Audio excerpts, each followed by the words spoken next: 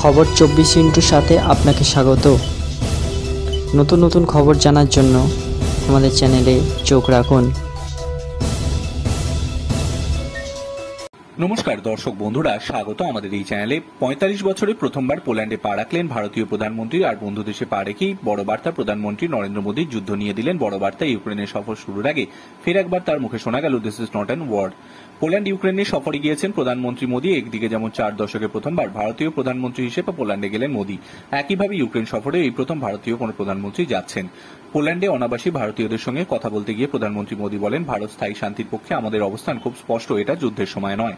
এই সময় হলো একসঙ্গে এগিয়ে এসে মানবতাকে চ্যালেঞ্জ করে এমন প্রতিবন্ধকতার সঙ্গে লড়াই করা। তাই ভারত কূটনীতি এবং আলোচনাতেই বিশ্বাস করে। উল্লেখ্য, এর আগে 2022 সালে এমসিও সামিসেট রাশিয়া ইউক্রেন যুদ্ধ প্রসঙ্গে একই কথা বলেছিলেন প্রধানমন্ত্রী মোদী।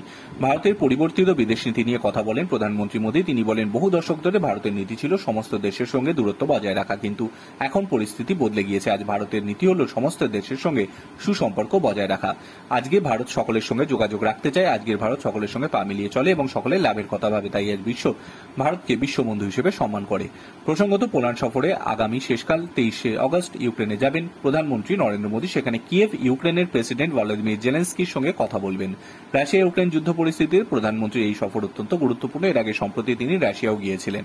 এই দেশে যুদ্ধ থামাতে একাধিকবার মধ্যস্থতাকারী কাজ করেছেন প্রধানমন্ত্রী মোদী বলে বলা হচ্ছে। Bureau report.